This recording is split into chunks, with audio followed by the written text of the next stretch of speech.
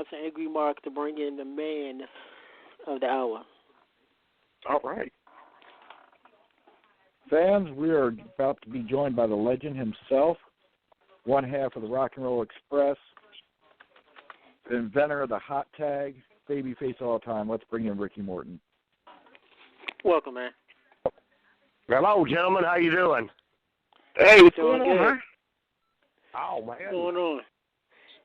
It is Checking a out the pleasure show. to have you on. Yes, it is. Listen, How you feeling? Oh, man, doing good. I've been at the School of Morton all night. Earlier I have a podcast, too, that comes on the School of Morton. I interviewed Jimmy Cornette tonight. I guess we broke the indoor record on the F-bombs. But that's the way Jimmy talks. So I usually don't do that. But, boy, I'm going to have to put a warning label on that one. You guys doing okay? Oh, yeah. Yeah. Yeah, we're doing good. Doing good. Doing good, Ricky. Well, very good. Now, where are you guys out of? We're in Baltimore, Maryland. Oh, you're in Baltimore, Maryland? Yes. Mm-hmm. Okay, cool. I'm sorry. I'm not really good with area codes that I'm calling, so okay, I understand. Thanks, guys, for having me on the show. So what's up, man? Ricky, man, you got this School of Morton now in Tennessee. Now, I must say, it is about time that Ricky Morton trains some of these guys. That way they can learn in-ring psychology and learn how to sell some shit. So tell us, how did this come about? Well, man, just like anything you do, you get older, but you know what? And I get to that here in a minute. Let's just talk about getting older. But it seems like now that Robert and I are as busy as we've ever been. While we're still working, sometimes for, at least 2 nights a week. And on the weekends, we're gone. And, I have my school on Tuesdays and Sundays. But I come along, man, when you're in business and all you know, and you're out here on the road in the independence. So, guys, let me tell you, I see some shows. And some of these guys, they got about as much business been in the ring as we fly in a space shuttle. Just absolutely horrifying.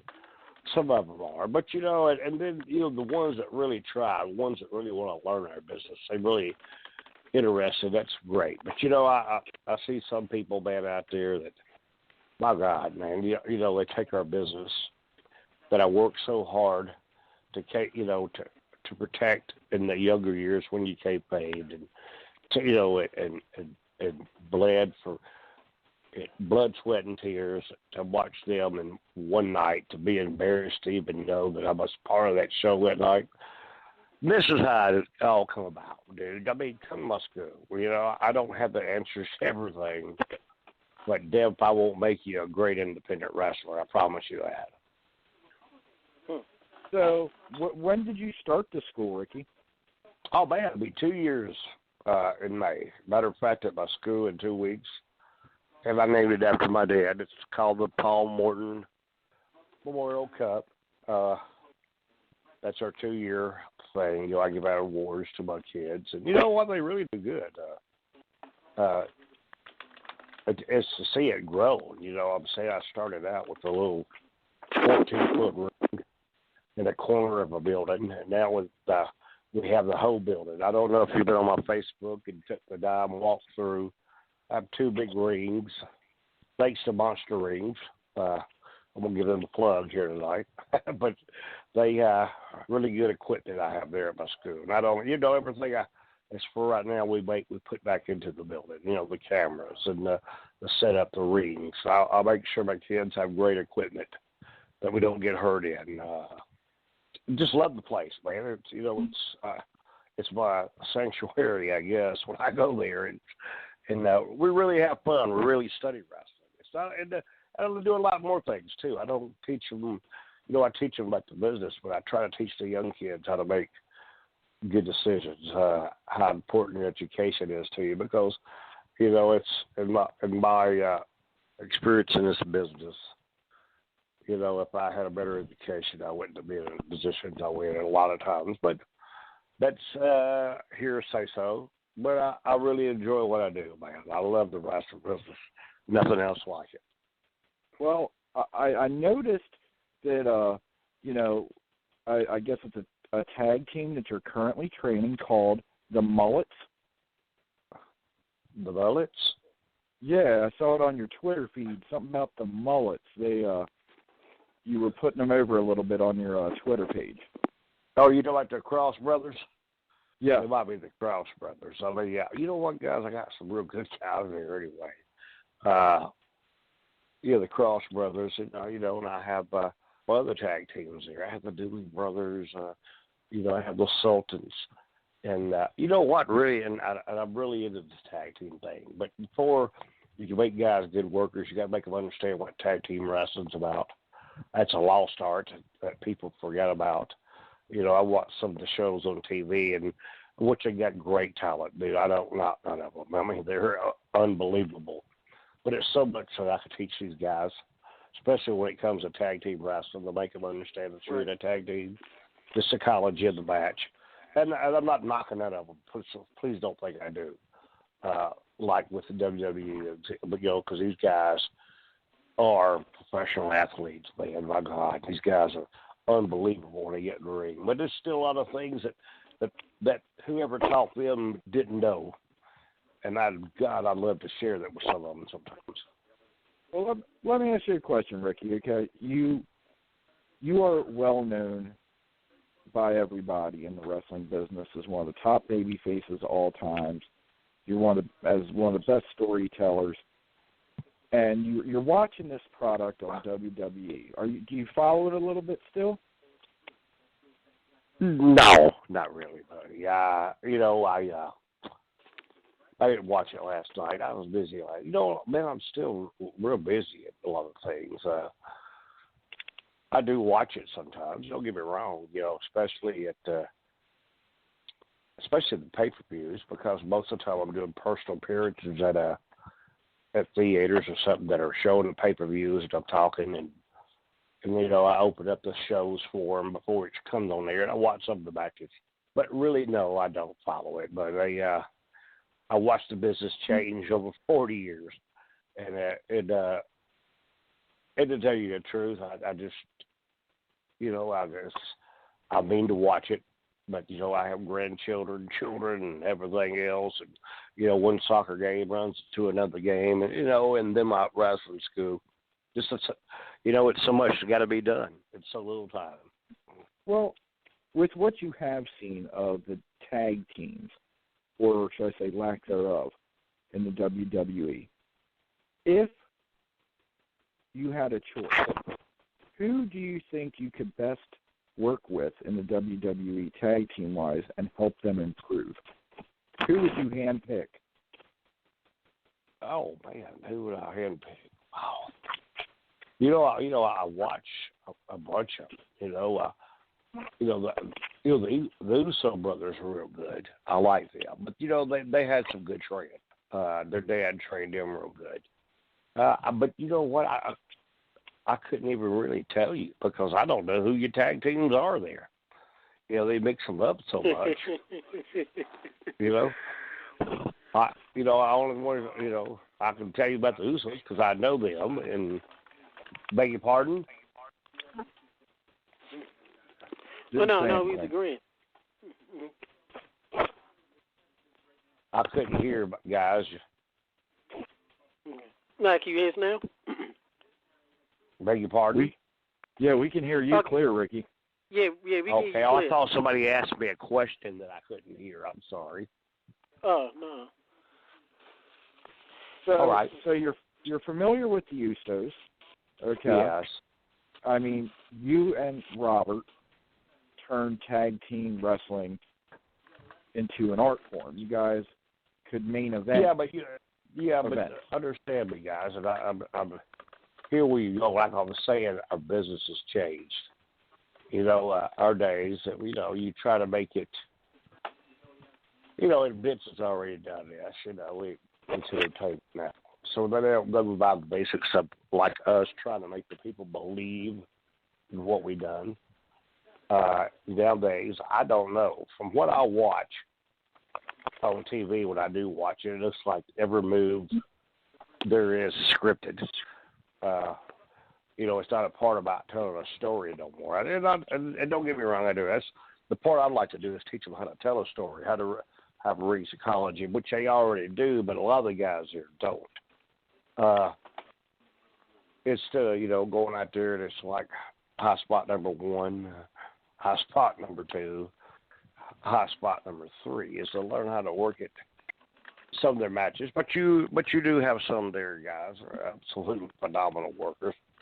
I love, don't get me wrong, I love to watch the guys when they do things, but it's just some of them there that come, the guys that are traded them never had the experience of what we did, and in the earlier days of the kayfabe, and other days of trying to make our wrestling business real. That's all.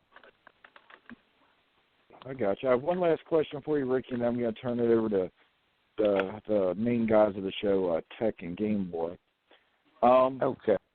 Have you ever been approached by NXT to possibly be a trainer down in Florida? No. Or if you haven't, would you consider it? You wouldn't? Oh, would I consider it? Yeah, I consider anything, dude. No, never say never. Never try to burn a bridge because you don't never know what tomorrow brings. You know what? I would love. I'd love to. Tell you the truth, I would really love to do something like that. But no, I've never been approached by that. Don't know why. I don't. I guess they might think that my days of the working days are over. But you know what? On the independent circuit, it's real good because one thing that WWE's always trying to look for, the new thing in wrestling. But what you forgot about is the old wrestling fans. Hell, there's a bunch of them out there. That's why we still do real good. We still draw on those guys on the independent circuit. Huh? So if they would approach you, would consider being a trainer down there in Florida? Oh yeah, that's man, I'm 60 years old. It's a full-time job. You hear me? I still have my school too. You know what I'm saying? School in Morton. And I'd love to. I would actually. I think it'd be very interesting. It'd be a challenge. You hear me? And I'm always ready for a challenge. I'm always ready to try to step up to see and get familiarized with the way they do things there. And I believe I could be a credit to them. I believe I could. I don't know. Who knows? But I would really love to. I love my wrestling business. I love to always be a part of it. Well, Ricky, I'm going to turn it over to Tech and Gameboy, and I'll jump in here in a little while. Thank you for answering those. Yeah, man. Cool. Hey, Ricky, I'm going to turn it over to my co-host, NSC Gameboy. Go ahead. Hey, Ricky, how you doing, brother? Man, I'm fine. You know what, guys? I feel better than I ever felt in my life. I got older, and I guess if you knew me in my younger days, one of my biggest accomplishments I think that I ever done was I quit smoking cigarettes about 3 years ago. Congratulations. And I'm in better shape than I think I was when I was. I'm 60 years old. I think I'm in better shape than I was when I was 25. I put on a little weight, got older, but I still work out every day, every morning. Well, when I'm not on the road, I'm at the gym. It's like right now, we did this podcast here late at night, and I'm usually in bed at this time. No, I'm just, because I'm up at 5 o'clock going to the gym, dude. And if you know people that know me, they couldn't hardly believe it. Man, you tell them Ricky Morton's at the gym at 5 o'clock in the morning, that's a lie. But it's the truth, man. Well, Ricky, let me ask you this question. What is something that you want the newer fans, something that you will wish that resonate with them that the older fans have?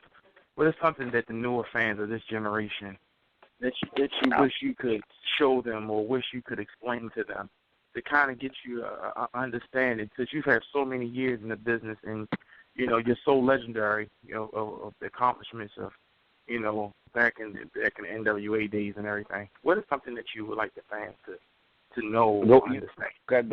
The fans, I mean, you talk about personalized or everything. You know, the fans are going to, well, first of all, without the wrestling fans, you couldn't have wrestling.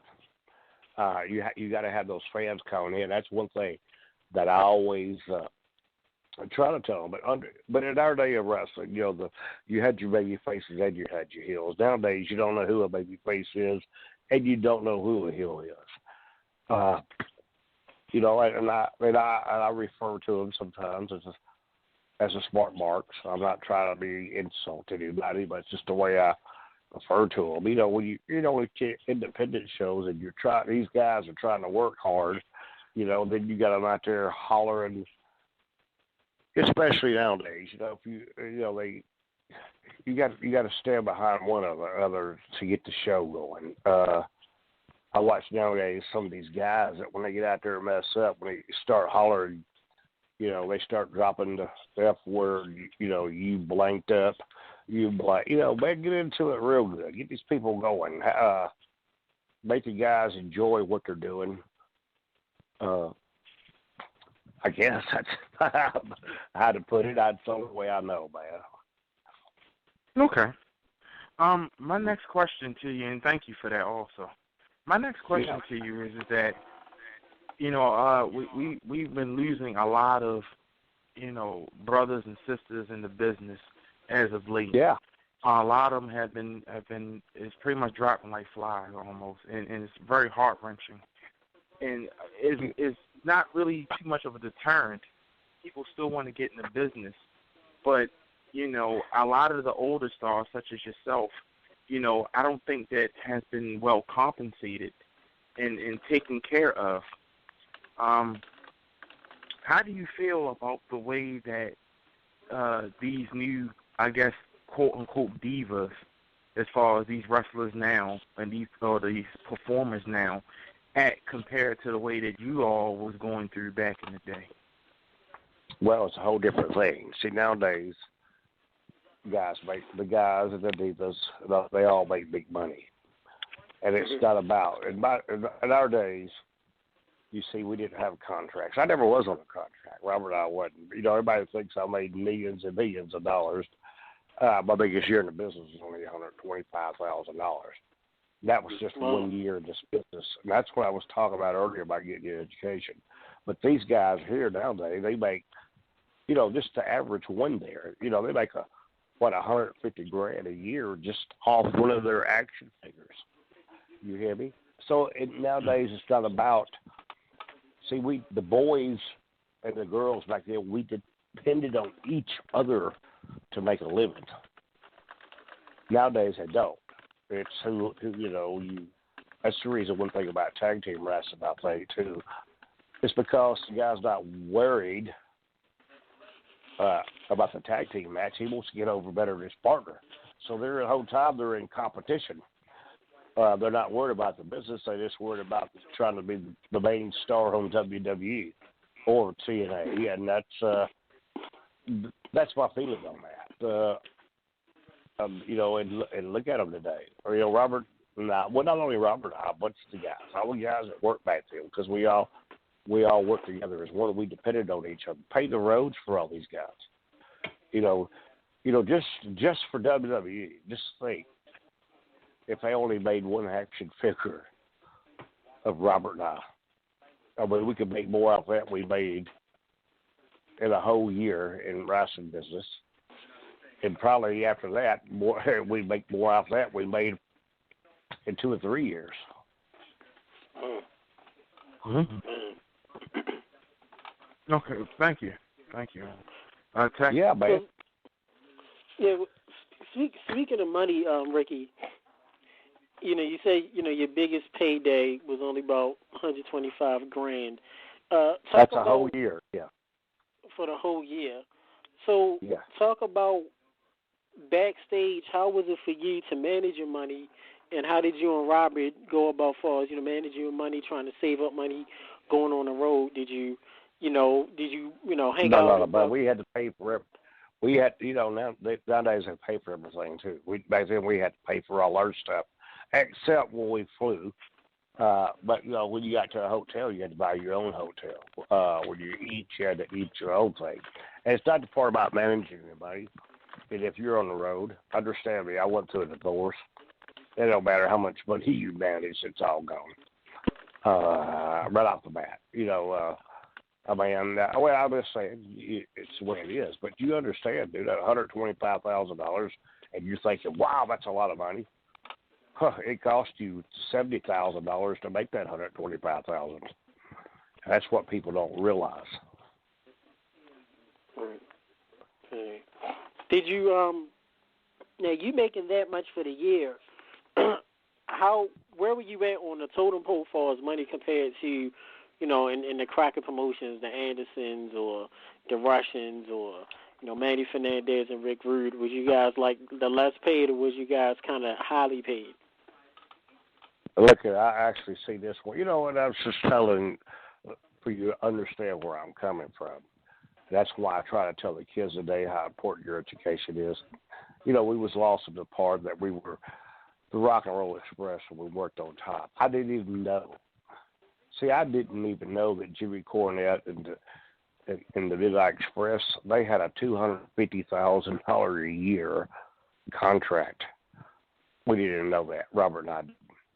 And to tell you the truth, we were at the TV when we did interviews there, and we got a road check. Okay, Tommy Young, the referee. Oh yeah. His check was bigger. His check was bigger than Robert and I's. Now, what I'm trying to tell you is that the Crockett's robbed us blind. And I just don't mind saying it. They robbed us blind. But you see, it's my fault because I wasn't educated enough to know they were robbing me blind. Yeah. Man. That's and with that being said, with tag teams, is of course, growing up, us being here in Baltimore, Maryland, of course, we NWA territory, love the Rock and Roll Express and the Midnights and the Fantastics and all. And I love Baltimore. Yeah. I love Baltimore. We stayed at the Sheridan over at the airport. Great times over there, man. Downtown. What is the Civic Center downtown they had, or was it just an arena? Or well, it's called the Royal Farms Arena now, but we still call it the Civic Center. Yeah. Okay. That's not bad. A great place. It was, you had different crowds up there, man. The crowds are a lot different, a lot rowdier. A lot more hillish towns up there too. Did you know that? Right. Yeah. Well, with the crowds, why were you and Robert, do you feel, considered one of the greatest tag teams of all time? I know you've been regarded as one of the best baby faces, period. Inventing the hot tag, of course, the match, you would get beat up, and of course, you'd be struggling, and finally you would be able to tag Robert in to do the save. Talk about the philosophy and what made you guys so great, and why y'all was able to work against everybody. You had the Road Warriors and the Russians and the Midnights and the Fantastics and the Fabulous Ones, and you was able to work with every type of tag team and every size, and that's something everybody couldn't do. Well, first thing about our business is learning to work, and when you're a great worker, you have to adjust yourself because especially when a heel has a gimmick, and the heel can't change his gimmick just to work with the babyface. I used to go out and watch everybody. I watched everybody that worked in the territory.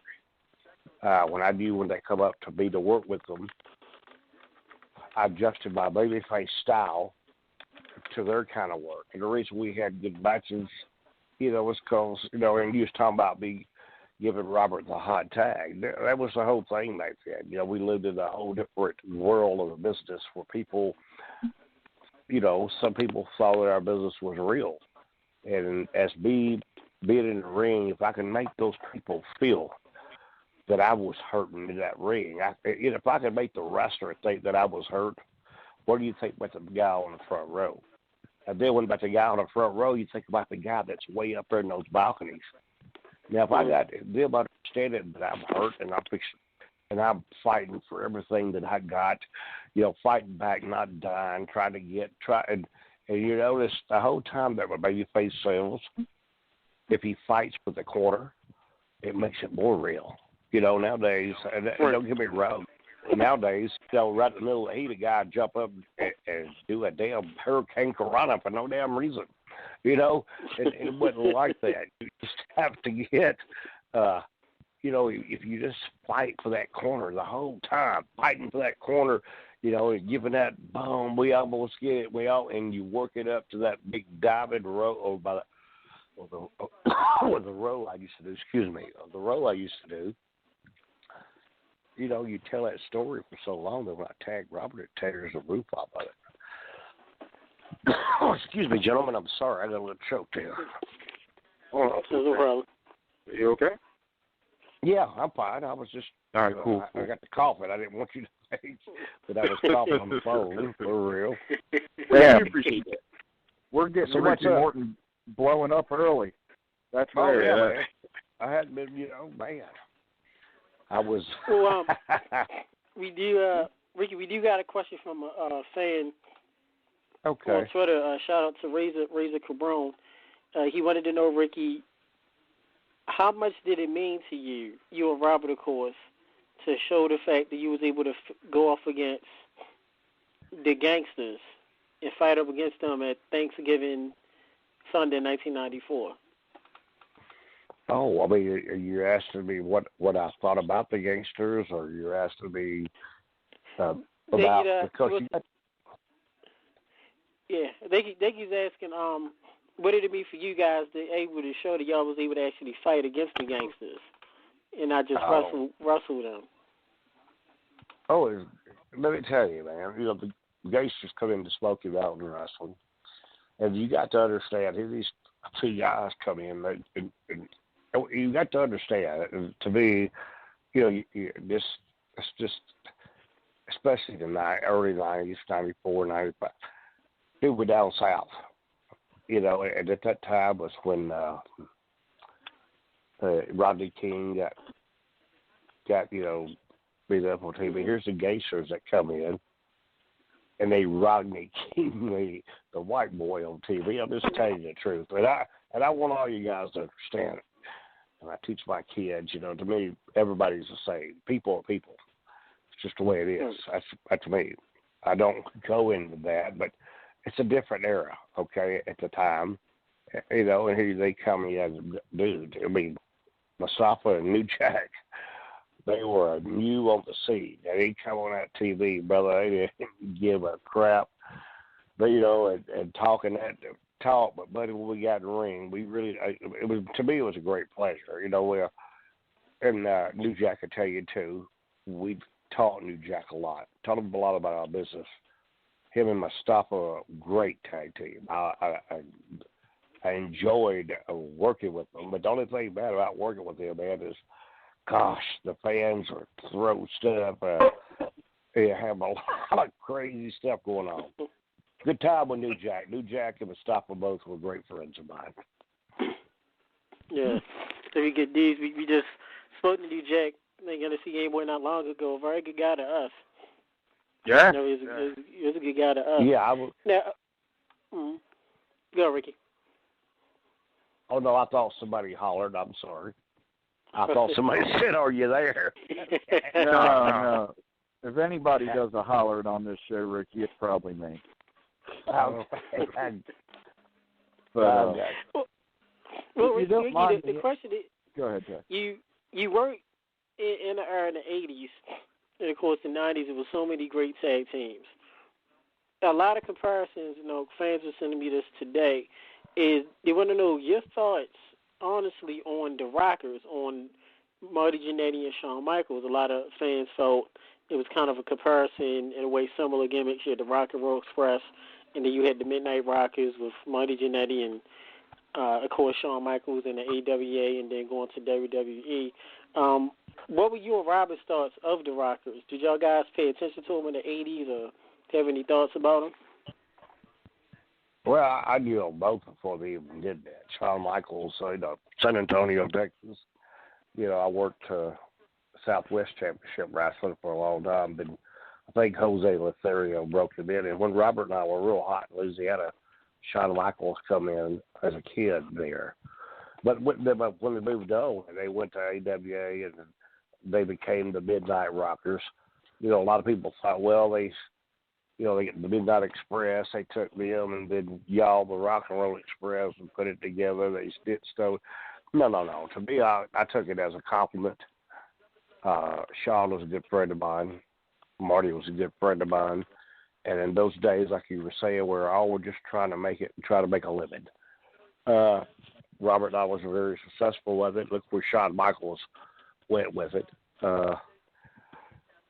It was great. I enjoyed, Robert and I had matches against him, in Kansas City and in that territory. We had matches with them out of Memphis and from Virginia.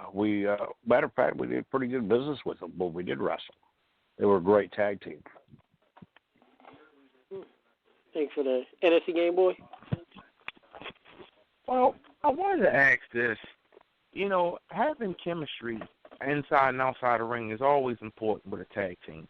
And, I mean, I know you all were like brothers. And a lot of times you got tag teams, you got guys who pretty much just gel together. Then you got guys who really didn't know each other and they just put them together and it worked. What is the missing element or the chemistry that you think that people need in the business to really have a very successful tag team?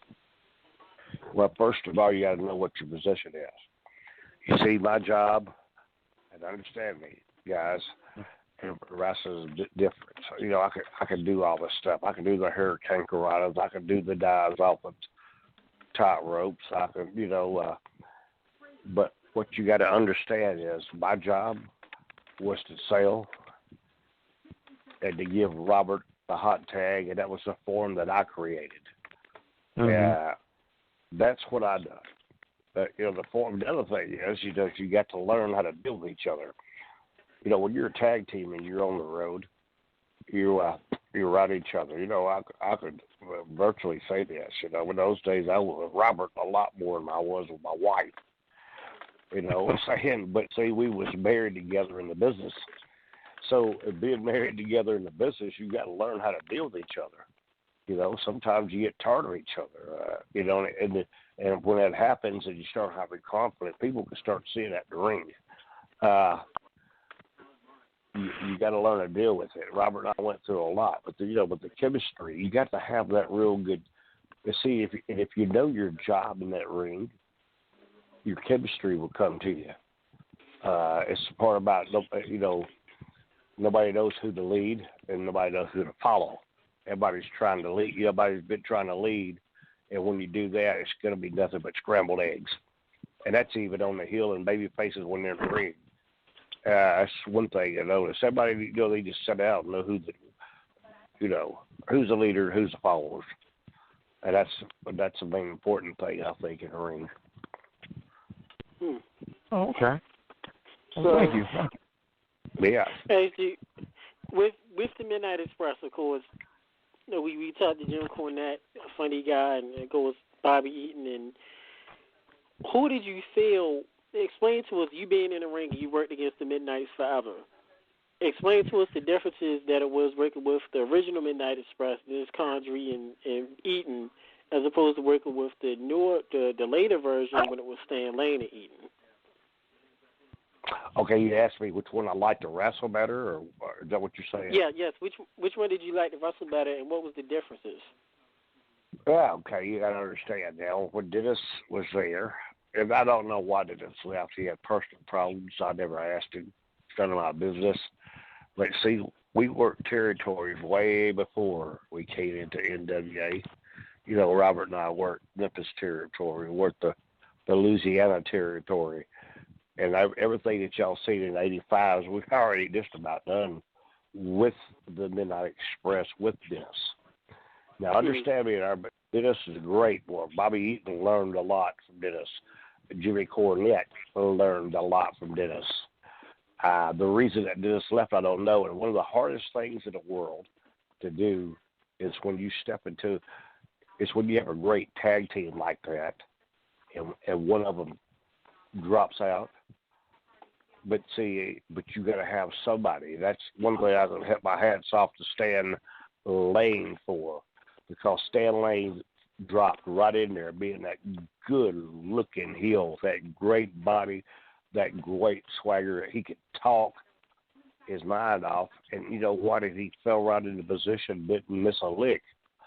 But in our days, before you could even get in our business, you had to be a good worker.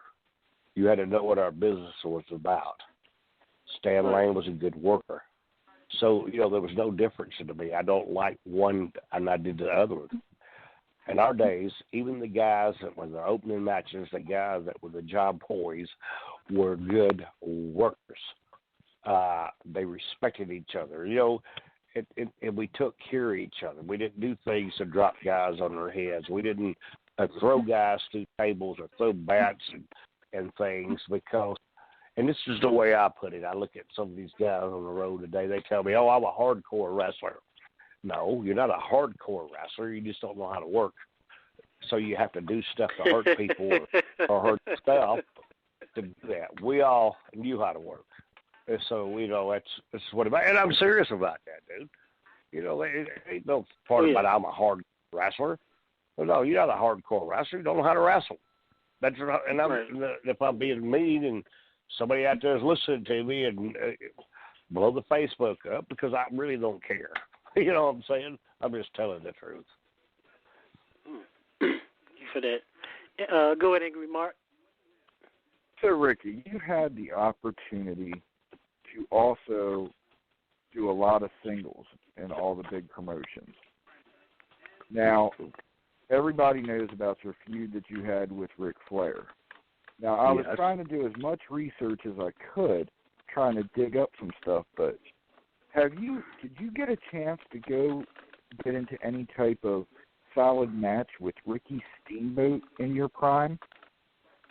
No, I wrestled Ricky a couple of times. Guys, I had to, when I worked different territories, they were sanctioned by different alliances. No, I'm not really with Ricky Steamboat, but, like when I was in Southwest Championship Wrestling, I was partners with Ken Lucas. But when I was partners with Ken Lucas, it was sanctioned by the AWA. And one of my biggest breaks in the business, and it came with Bobby Heenan, too, with Nick Bockwinkel.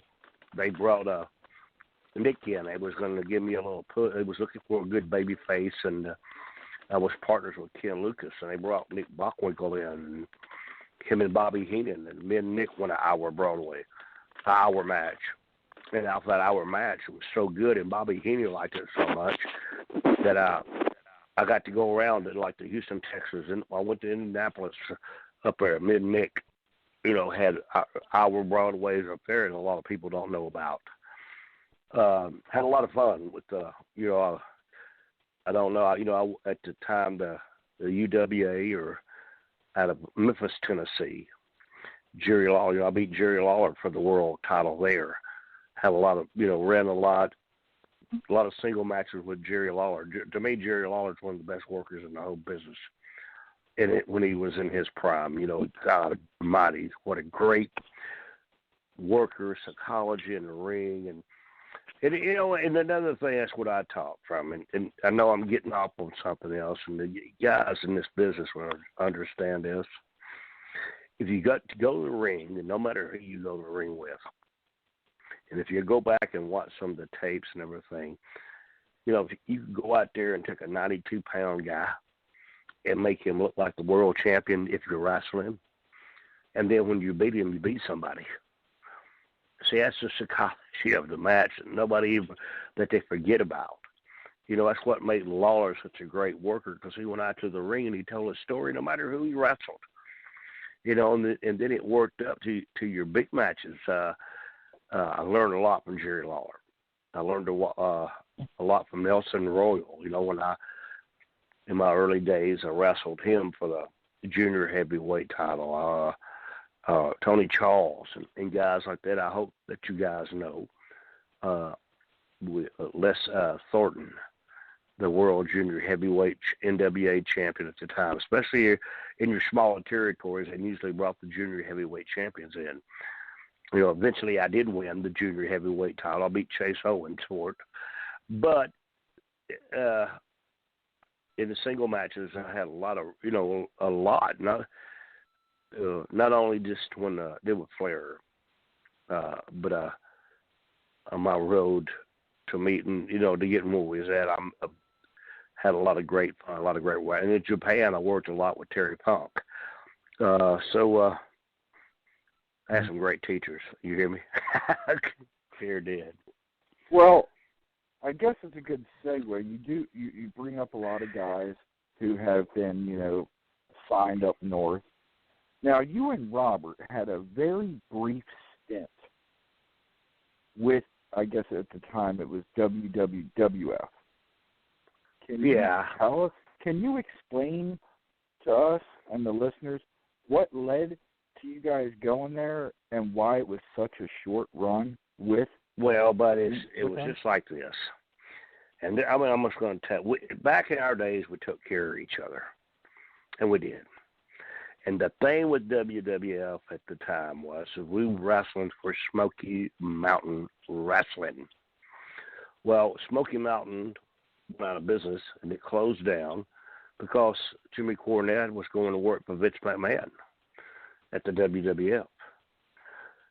Okay, so needless to say, here we are. Me and Robert don't have a job. And understand, we took it for the best of it. We had a job, okay? It didn't matter what they done with us. We was in WWE, and you had so many guys there. Everybody's lost in the shuffle. It's not the part that about, they had things written for Hunter and all them other guys up there that it was already in the territory. What little bit we did got. We had our little thing with the NWA up there with Barry Windham, and then we worked with the new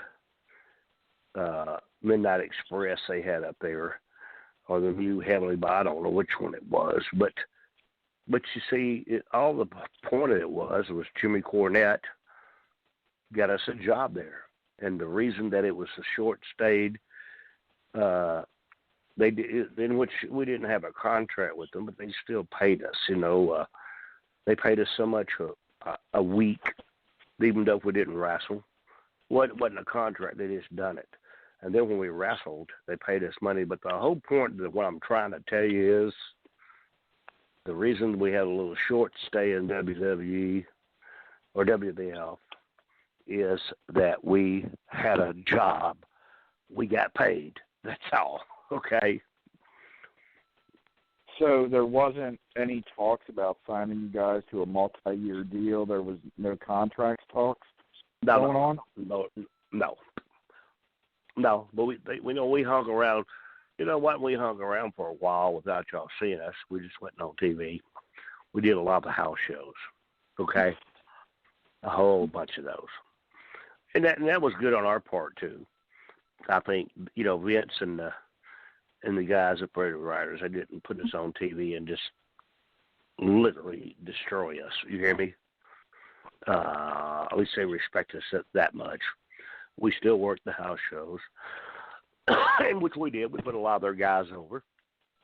But at the end of it, it was a payday, and I enjoyed it. And, and I'm going to go ahead and go into things and tell you, gentlemen, I'm not trying to rush you off. I have a lot of things I still got to take care of tonight. But I want to tell you this right here, that Robert and I, we was the luckiest ones in the world. We had to, in our day, I was telling you earlier, everybody could work.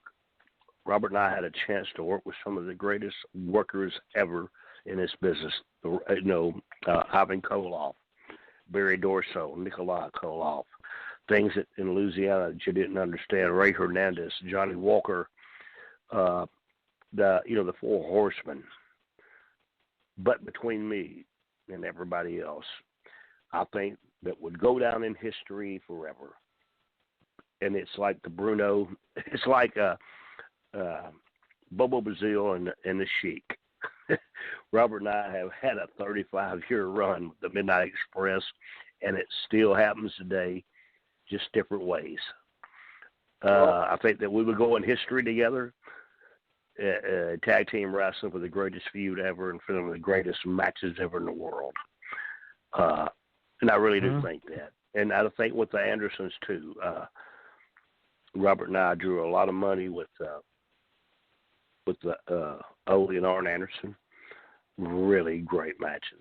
And those were the good days to me. That's back when I called when wrestling was real. You hear me? Yeah. Well, Ricky, we know how busy you are. But here's one thing that I do want to ask you in closing because, I think it's underappreciated now. 25, 40 years from now, when people are looking on all the different streaming services and seeing the Rock and Roll Express, seeing Ricky Morton wrestle Ric Flair, the Koloffs and singles, what do you want what is your legacy? What do you feel that you have given the wrestling business? What do you want people to remember you for? I hope they may remember me, and I do, as one, there's a lot of us, one of the top baby faces in the business. Knowing how to make to turn something is to make them understand how hard it was. Because you see, guys, we didn't sell out buildings every year, in which they don't even hardly do that now. It's just during WrestleMania time. We sold them out every week. We was doing something right. That was learning how to sell, being one of the best sellers and one of the best baby faces in the business, and being one of the best teams in the business. Okay, gentlemen, and you know what, guys, and what a great pleasure, what a great compliment it was to have me on your show. I want to tell you, gentlemen, thank you very much. We hope we get together and do this again sometime. Good night to all the fans out there. Don't stop believing. Rock and roll. Y'all have a good night, gentlemen. Thank you. Hey, brother, thank you. Thank you, brother. Take care. Thank you. Everybody, that was one half of the greatest tag team of all time, in a lot of people's opinions. I feel it. I put them 1A with the Road Warriors and the Midnight Express. Mr. Ricky Morton.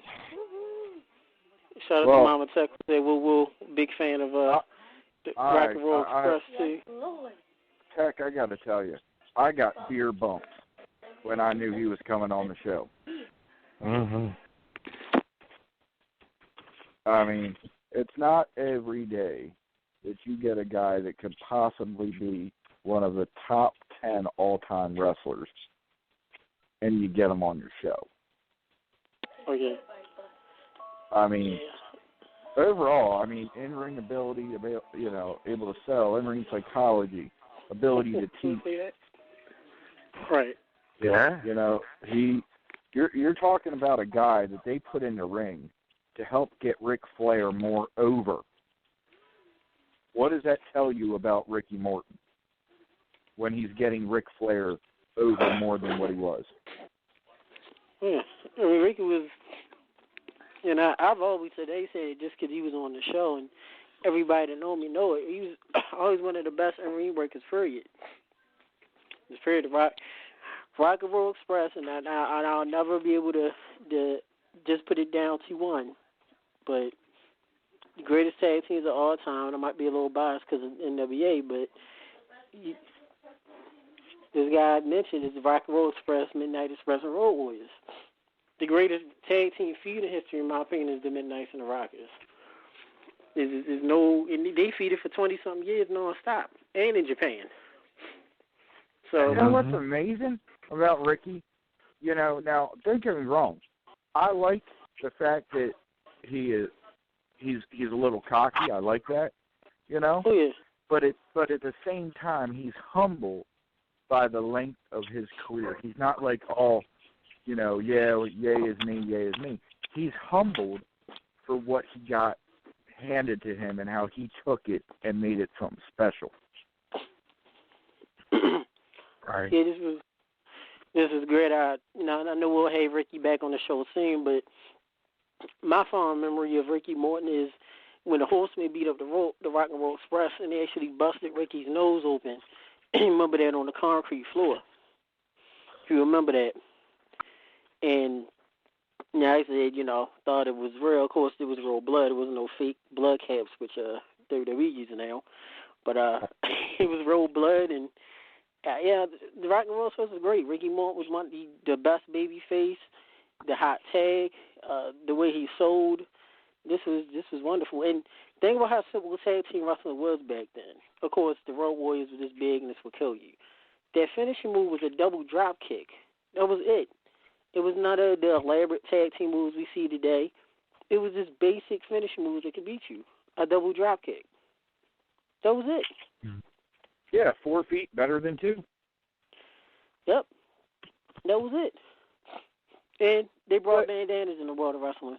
I mean, I said they was the first, but they popularized it. But you know what I thought was very interesting, guys?